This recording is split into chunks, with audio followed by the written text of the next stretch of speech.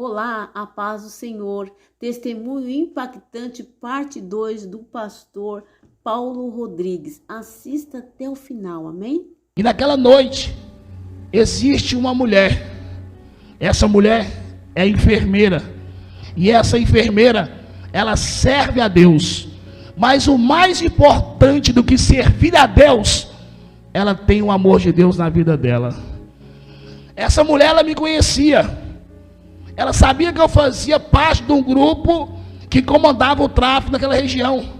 Ela poderia ter olhado para mim, naquela marca, todo furado de bala e dito assim, ó: esse aí é só mais um que vai morrer. Ela poderia ter falado até assim, ó: bandido bom é bandido morto. Mas aquela mulher é diferente. Ela tem o amor de Deus, e quem tem o amor de Deus é diferente.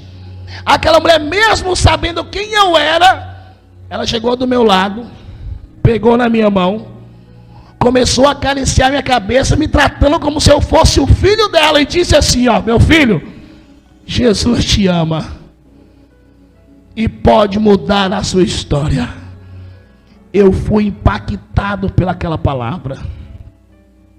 Aquela mulher me viu naquela condição e disse que alguém me amava e tinha o poder de mudar a minha história. Eu apertei a mão dela, eu sussurrei, a minha voz não saía, ela leu os meus lábios. Eu disse: eu vou morrer.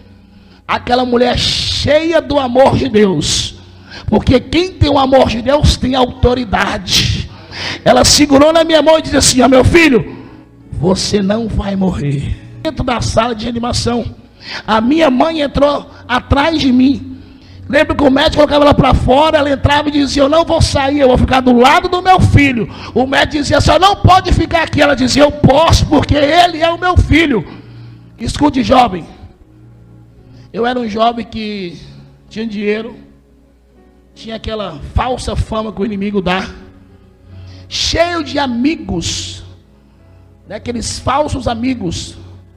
Mas quando eu passei por isso, quem estava lá era o meu pai, era a minha mãe. Escute uma coisa, jovem que vai ouvir esse vídeo: o seu amigo é o teu pai, o seu amigo é a tua mãe. Quando você mais precisar, são eles que vão estar do teu lado. O teu amigo é o teu pai, o teu amigo é a tua mãe, a sua família. Eles sim são os teus amigos. Lembro que entraram comigo dentro da sala de reanimação. Lembro que quando a minha mãe está lá, eu dizendo para o médico que ela ficaria lá, eu comecei a sentir uma dor no peito. Os meus dedos começaram a ficar roxos. Naquele momento eu dei uma parada cardíaca. Diz a minha mãe que quando eu parei, meu coração parou, o médico subiu em cima de mim, começou a fazer massagem cardíaca, outro começou a empurrar a maca, e ela desesperada chorando. Entraram dentro do elevador, subiram ao terceiro andar, ela atrás. Entraram para dentro do centro cirúrgico, a minha mãe atrás. Ela parou na porta, entraram dentro de uma sala e me deram o primeiro choque. A minha mãe diz que ela ouviu o barulho do primeiro choque, ela ouviu o barulho do segundo choque. No terceiro choque, tudo silenciou. Foi quando ela entrou em desespero. Ela começa a chorar, andar de um lado para o outro, chorando, dizendo assim: o meu filho morreu. Alguém me ajuda, o meu filho morreu. O meu filho morreu. Ela começou a gritar por todo o hospital, no corredor. A imprensa que estava lá ouve aquela gritaíra, minha mãe gritando, dizendo que eu havia morrido. Coloca na internet. No dia seguinte, saiu em todos os jornais a seguinte notícia: jovem de 18 anos é baleado na porta de casa e morre no hospital. Porque o inimigo, ele gosta de dizer que destruiu tudo, que acabou com o projeto, que não tem mais jeito. Mas no terceiro choque, Jesus visitou aquele hospital e me ressuscitou. No terceiro choque eu sentei na maca. Quando eu sentei na maca, eu lembro de todo o detalhe daquele momento. Sentei na maca, o médico segurou minhas costas. Eu comecei a colocar para fora todo o sangue que eu havia engolido. Coloquei todo o sangue para fora. Foi quando eles me deitaram, amarraram os meus braços assim, ó. Quem passou por cirurgia sabe o que eu estou falando. Me deram anestesia, passei a noite e a madrugada no centro cirúrgico. Fiz 2 cirurgias ao mesmo tempo. Cortaram o meu pescoço, cortaram a minha barriga. Por volta de 3 da manhã me levaram para a UTI. Chamaram os meus pais em uma sala e disseram assim, ó: mãe, o seu filho passou por 2 cirurgias. O caso dele é grave. Ele está na UTI e algo de muito ruim aconteceu com o seu filho. O seu filho levou um tiro no pescoço, saiu do outro lado, cortou suas cordas vocais. E olha, mãe, seu filho nunca mais vai falar. Bendito seja o nome do Senhor.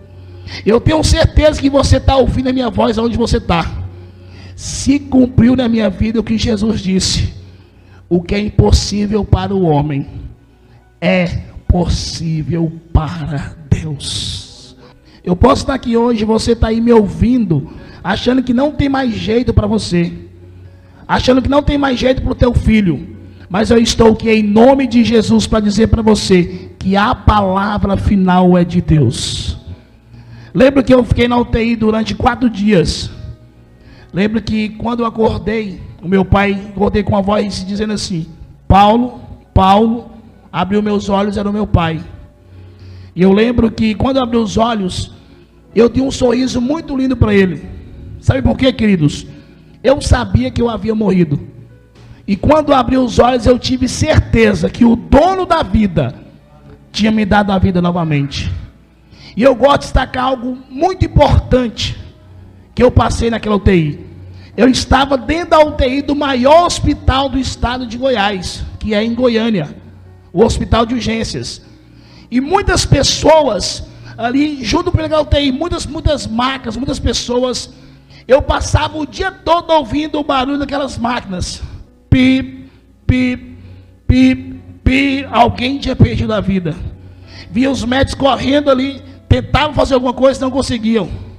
Eu lembro que eles cobriam aqueles corpos, e eu ficava ali tremendo, pensando: meu Deus, será que vai chegar a minha vez? Será que eu vou ser o próximo?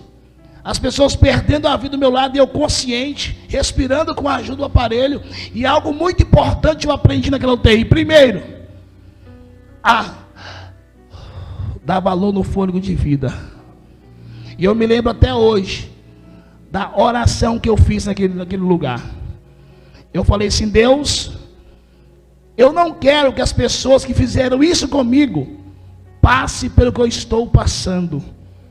Eu entendo que Deus começou a trabalhar dentro do meu coração, lá naquela UTI, porque a transformação de um homem, de uma mulher, começa de dentro para fora. Naquela UTI eu percebi algo bem interessante. Eu aprendi algo muito importante que nós deveríamos aprender.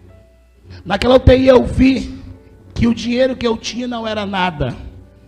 Eu vi que aquela fama ruim que eu tinha não era nada. Eu achava que eu poderia fazer maldade com as pessoas. Eu achava que aquele falso poder que o inimigo dá para o traficante era alguma coisa.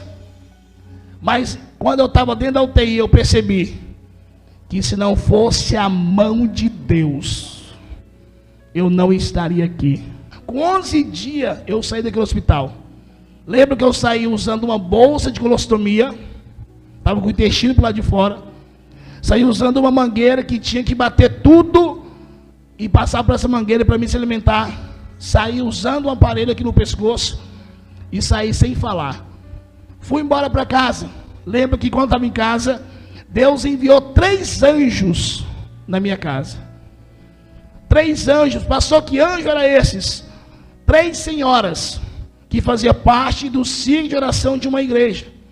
Aquelas mulheres me conheciam, sabia a minha história, sabia quem eu era.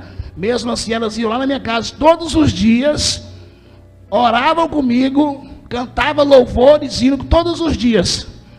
Aquelas mulheres iam. Lembro que uma vez, nas suas orações, eu apertei o aparelho que eu usava no pescoço, a minha voz saiu como uma voz de um robô, bem baixa. E eu tinha o retorno médico marcado. E quando eu retornei no médico, eu fiz questão todo feliz, porque aquela voz baixa de um robô estava saindo, para quem tinha ouvido que não falaria mais, então eu estava muito feliz. Cheguei lá, apertei o aparelho e disse para o médico, bom dia. Ele olhou para mim e disse, você falou? Eu apertei de novo e disse, bom dia. Na mesma hora ele pegou, me levou para outra sala, me deitou em uma maca, colocou uma câmera e ele começou a observar minhas cordas vocais. E ficou surpreendido, porque elas continuavam cortadas. As nossas cordas vocais são assim, nós falamos, elas balançam e emitem o som. As minhas foram cortadas, só porque nasceu uma carne sobre elas, sobre assim, e colou elas assim, ó. E aquela voz, que outra hora era uma voz baixa, como de um robô, foi melhorando, melhorando, e hoje eu falo assim, para a glória de Deus.